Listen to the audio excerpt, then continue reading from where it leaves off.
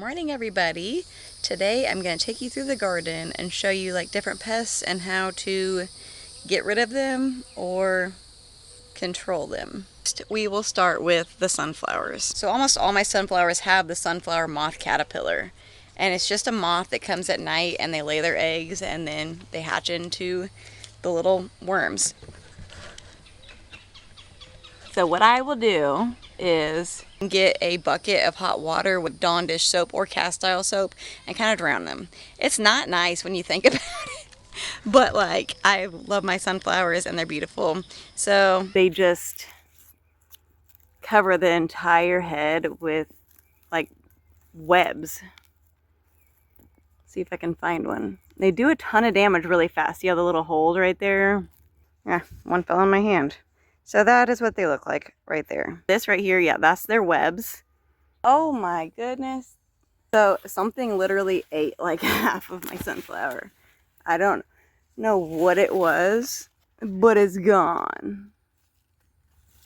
Wow.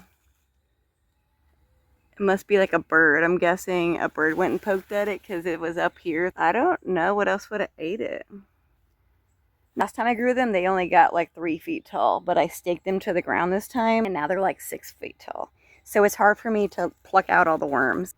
These little bugs are mealy bugs. So you can either get rubbing alcohol and use a Q-tip and kind of push the Q-tip on them and kill them, or you can spray like soapy water on them, or you can put them in a bucket of soapy water. Afterwards, when you take those off, you want to spray your plant down with neem oil.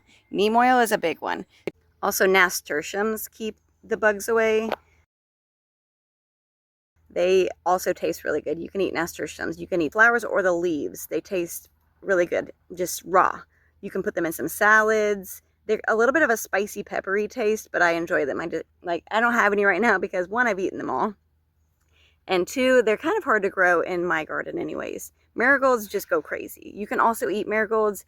I have not eaten a marigold yet because there's certain ones that you can eat and there's certain ones that you can't. So marigolds are really good at combating nematodes. So marigolds release a poison toxin into the soil that will kill the eggs of the nematodes. And I, knock on wood, have not had nematodes yet. So that's amazing.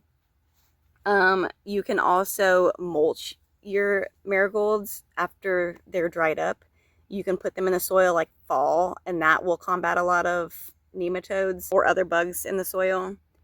So marigolds, I love marigolds. And when they're dried up, I don't see any dried ones right now, but they'll reseed themselves. Like the little flowers will fall off, they'll dry all up, and they just drop down, and they do take over, but I don't mind.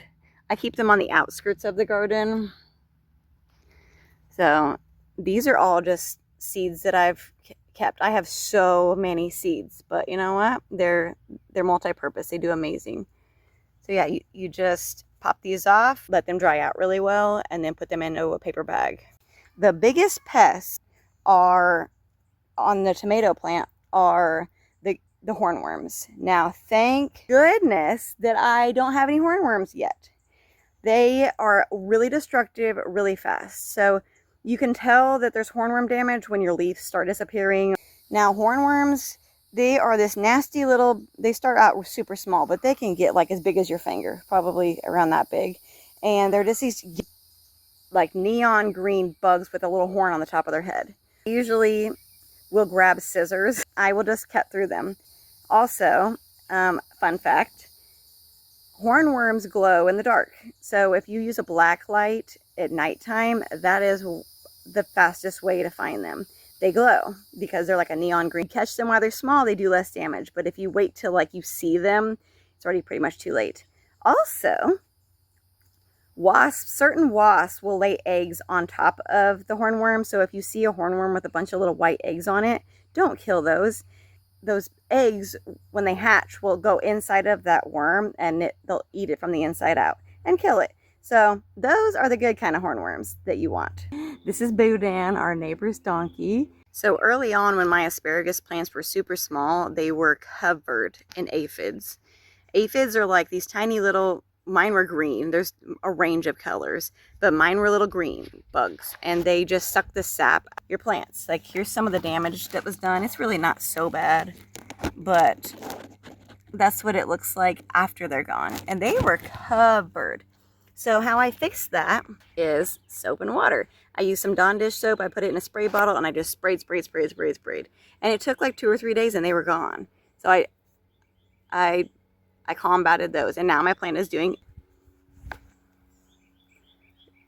it's making some beans. I've got a few beans in the house that I need to get the seeds out of because they dried on the plant. So another thing about aphids is if there are ants on them or like next to them, the ants are not killing them.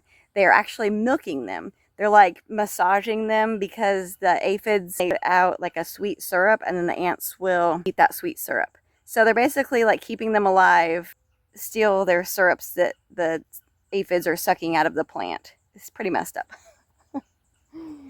So I use DE powder sometimes. Try not to use that very much, especially if your plants are flowering, because that will kill the bees. The DE powder like dehydrates them, and it goes to their exoskeleton and it kills them.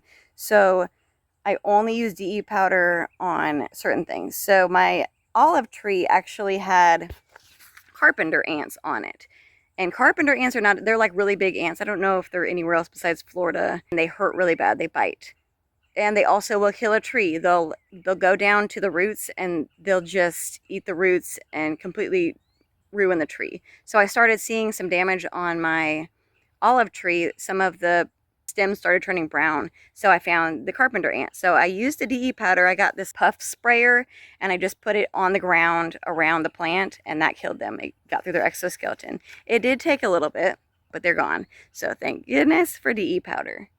But my pumpkin were vine borers, and I didn't think about recording it, but my pumpkins are gone. I had to pull those out. I did not catch the vine borers fast enough. So they will bore into your vines, like into the bottom of the plant. They do it to zucchinis, basically any squash plant. And so like the fastest way to treat those is like tweezers, or cutting, like slicing it open with a knife and pulling those vine borers out and squishing them or killing them. That's the fastest way to get rid of those. But if you let them get out of control, they will wipe out your plant fast. So vine borers are a nasty bug. Another pest, hi Rory. This is Rory, our neighbor's cat. Another pest that gets onto the cucumber plant is a cucumber beetle. And they usually will get into the flower and lay eggs inside the flower. And then the flower will bloom into the cucumber, as you can see. Rory. And then the cucumber will get bigger, and the worms will literally eat the cucumber from the inside out. Rory.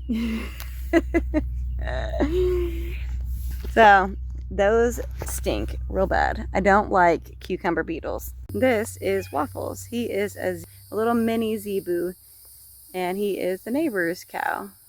So that's about it for pests that I have anyways. I hope you guys enjoy and have a wonderful day. Thank you.